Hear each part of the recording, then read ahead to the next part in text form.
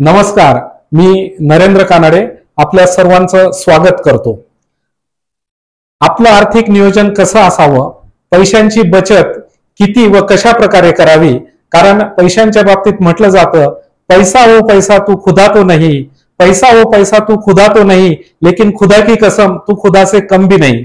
गेल्या 15 वर्षांचा अनुभव असलेले personal financial planar Shri Vasant Chavan साहेब आज आपल्या सोबत आहेत आणि त्यांच्याकडून अधिक माहिती या संदर्भातली आपण जाणून घेणार आहोत.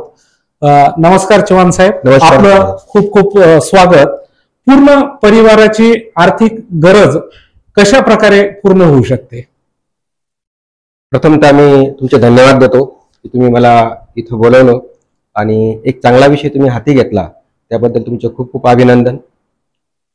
परिवाराचा विषय असा आला, परिवार हा देशाचा कणा आहे.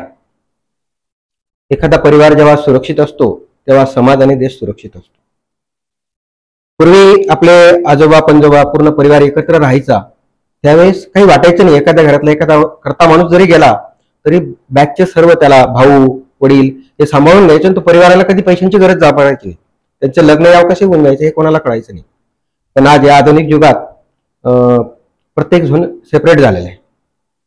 प्रत्येक सेपरेट झाल्यामुळे प्रत्येकाला आर्थिक नियोजन करणं हे पायाभूत गरज झाली आणि प्रत्येकाने आपला परिवार, मी जिवंत असेल तरीही सुरक्षित आणि मी गेल्यावरही सुरक्षित, असं ज्या परिवाराचं नियोजन आहे त्या परिवाराचं समाजावरती, त्या कुटुंबावरती कधीही ओझ येणार नाही.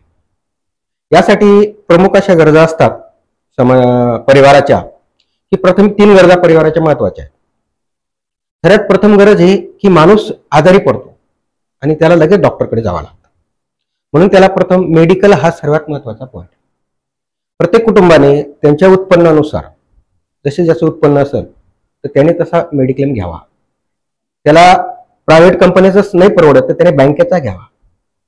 एखाद्याला वाटत असेल की मला एजंटकडनं प्रीमियम जातो किंवा कंपनीचा प्रीमियम जास्त, तर बँकांमध्ये 1 लाख 1.5 लाख 2 लाख अशा पॉलिसी आहेत. मिनिमम तुमचा 1 लाखाचा खर्च तरी कव्हर होऊ शकतो, म्हणून तुम्ही कमीत कमी बँकेचा तरी मेडिक्लेम घ्यावा. पण प्रथमतः मी प्रत्येक कुटुंबाला, माझ्या देशवासियांना सांगेल की त्यांनी एक आरोग्य विमा घ्यावा.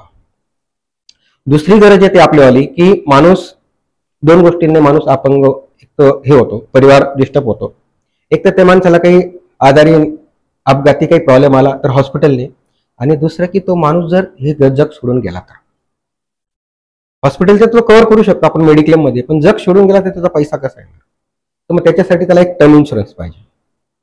टर्म इन्शुरन्स कसा पाहिजे? ज्या माणसाची जशी परिस्थिती आहे त्याने तसा टर्म घेतला पाहिजे. समजून एक उदाहरण घेऊ की एखाद्या व्यक्तीचं 1 लाख रुपये उत्पन्न आहे महिन्याला, वर्षाकाठी 12,000 रुपये कमवतो, 12 लाख रुपये कमवतो सॉरी, आणि त्याचं वय 30 आहे आणि तो अजून 30 वर्ष काम करणार आहे, म्हणजे एकूण तो 30 वर्ष आणि एका वर्षाला 12 लाख रुपये कमवतो. साधारण 3,60,00,000 रुपये तो आयुष्यभरात कमवणार आहे. मग त्याने काय करावं की साधारण 3 कोटीचा इन्शुरन्स घेऊन ठेवा त्या परिवारासाठी. म्हणजे मी आहे तरी माझं उत्पन्न सिक्युरेट झालं. विमा हा तुमचा नसतोच खरा, विमा असतो तुमच्या बुद्धीचा, कारण की तुम्ही बुद्धीवरती पैसे कमवता. आणि म्हणून 3 कोटी रुपयाचा त्या व्यक्तीने इन्शुरन्स घ्यावा. 3 कोटीला टर्म इन्शुरन्स घेतला त्याने तर साधारण त्याला एक 1.5 लाख रुपये हप्ता दे, तर त्याने भरावा बिंदास. 1.5 लाख रुपये त्याचं उत्पन्न हे वर्षाकाठी 12 लाख रुपये, 1.5 लाख रुपये हे आणि 25,000 रुपये 30,000 रुपये मेडिक्लेमचे त्याने बाजूला काढले, 2.25 लाख रुपये, आणि त्याने 10 लाख रुपये कुठेही इन्व्हेस्टमेंट केली तर त्याचा परिवार सिक्युरेट राहील. आणि आयुष्यभर त्याच्या परिवाराचं वजन समाजावरती, त्याच्या नातेवाईकावरती, भाऊवरती, त्याचा परिवार कधीही कोणाच्या दारात जाणार नाही. म्हणजे तो त्याची जबाबदारी पूर्ण पार पाडून जातो. म्हणून एक टर्म, एक मेडिक्लेम, प्रथमतः एक टर्म इन्शुरन्स, आणि मग त्याने आपली आर्थिकता, आपण श्रीमंत व्हावं, आपण मोठे व्हावं, करोडपती व्हावं, अब्जपती व्हावं, याच्यासाठी SIP, शेअर मार्केटचे बॉन्ड, काही कंपन्यांचे शेअर्स, FD, गोल्ड, असे अनेक पर्याय आहेत. तर त्याच्यात त्याने थोडी इन्व्हेस्टमेंट शेअरांमध्ये केली पाहिजे. पण हा सर्व त्याने सल्ला एक आर्थिक नियोजन करताना घेतला पाहिजे. त्याच्या जवळचा आर्थिक जो त्याच्यातला तज्ञ आहे त्याच्याकडनं ती इन्व्हेस्टमेंट केली तर ते कधीही चांगलं. चव्हाण साहेब, मी तुम्हाला असं विचारतो की आपल्या पगाराच्या किंवा आपल्या इन्कमच्या किती % सेव्हिंग आपण केली पाहिजे? खूप चांगला मुद्दा आहे हा. पूर्वी कसं होतं, पैसा आला का चालला लोकांना कळत नव्हतं, पण आजची गरज अशी आहे की आधी सेव्हिंग आणि मग खर्च. वॉरेन बफेटचा हा पहिला सांगितलंय त्यांनी की तुम्ही पहिले सेव्हिंग करा आणि मग खर्च करा. तर मग सेव्हिंग किती झाली पाहिजे हा महत्वाचा मुद्दा आहे. तर जर तुमच्याकडे ₹1,00,000 असेल पगार येत दर महिन्याला, तर तुम्ही 30% हे बाजूला टाकून द्या. पहिले 30% सेव्हिंग करा. 30%. त्याच्यानंतर तुम्ही 70% तुमचं साधारण 30% तुमचं घर भाडं, खाणं पिणं, 10% तुमच्या मुलांचा खर्च, 10% तुमचा फिरण्याचा खर्च, 10% तुमचा बाहेरचं हॉटेलिंग जेवण असं खर्च, असा 70% तुम्ही खर्च करा. पण 30% ही सेव्हिंग ही कमी आहे. 30% त्याची 50% पाहिजे. 50-50 पाहिजे. 50% ही तुमची सेव्हिंग झाली पाहिजे जर तुमचं उज्ज्वल भविष्य 60 नंतर जगायचं असेल तर. आजचा खरा प्रॉब्लेम काय माहिती आहे साहेब तुम्हाला? तर लॉंग टर्म आयुष्य हा आपला मोठा प्रॉब्लेम आहे. आणि आपल्या आयुर्वेदिक सुविधा असल्यामुळे आता आपण जग पुढे गेल्यामुळे आपण लॉंग टर्म जगू शकतो. माणूस गोळ्या औषधीने लॉंग टर्म जगतो. तर काय होतं, तेव्हा पैसा लागतो. तुम्ही तरुण आहे तेव्हा पैशांची गरज नाही. तुम्ही कमवताय, पैसे खर्च करताय, खरी गरज आहे तुम्हाला 60 नंतर. आणि जर तुम्ही हुशार असाल, जर तुम्ही दूरदृष्टिकोन असेल, तर तुम्ही 60 नंतरचा आयुष्याचा विचार करायचा. आणि म्हणून तुम्ही 50% सेव्हिंग वरती भर द्या. नसेल 50 पण कमीत कमी 30% सेव्हिंग ही प्रत्येक कुटुंबाची झाली पाहिजे. ज्या दिवशी त्यांनी 30% सेव्हिंग करायला सुरुवात केली, तीही 10% त्याचा medical, life insurance, term insurance आणि 20% ही त्याने शेअर मार्केटमध्ये वेगवेगळ्या क्षेत्रात गुंतवली पाहिजे. आता सध्या जर आपण पाहिलं, हेल्थचे खूप प्रॉब्लेम आहेत, वेगवेगळे आजार निघाले आहेत आणि हॉस्पिटलचे आपण बिलं बघतो तर ते सर्वसामान्य कुटुंबाला परवडत नाही. तर अशा वेळेला मेडिकल पॉलिसी जी आहे, हेल्थ पॉलिसी, हा आधार ठरतो. तर या मेडिकल क्लेम पॉलिसी बद्दल आपण काय प्रबोधन करणार?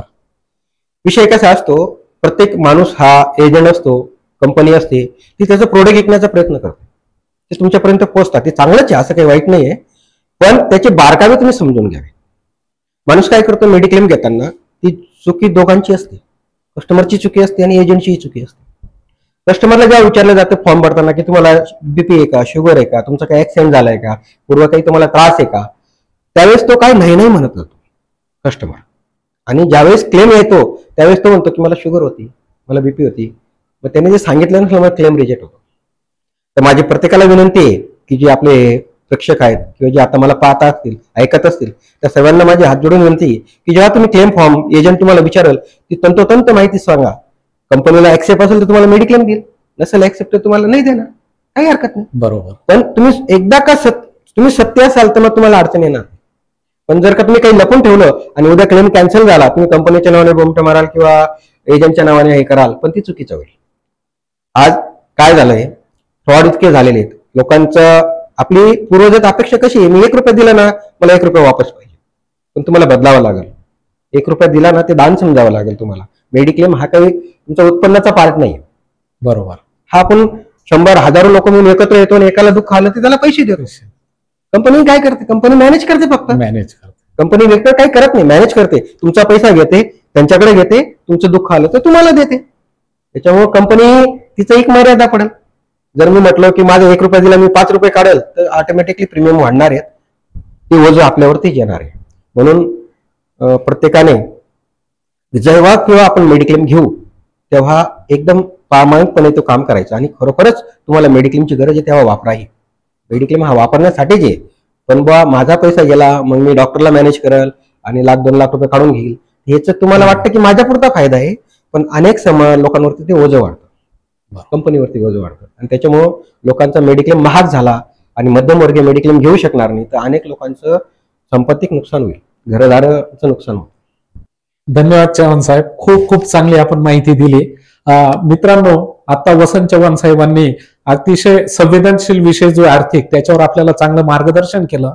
आणि तुम्हाला याच्या पुढे LIC असो, म्युच्युअल फंड असो, मेडिकल हेल्थ पॉलिसी असो, कुठलीही पॉलिसी काढण्याचं जर तुम्हाला हे केलं तर तुम्ही चव्हाण साहेबांशी बिनधास्तपणे संपर्क करू शकतात. अतिशय विश्वासू असं त्यांचं काम आहे. गेल्या 15 वर्षांचा त्यांचा अनुभव आहे. आणि पुढील भागात पुन्हा आपण अधिकची माहिती चव्हाण साहेबांकडून आपण जाणून घेऊया. धन्यवाद चव्हाण साहेब. धन्यवाद.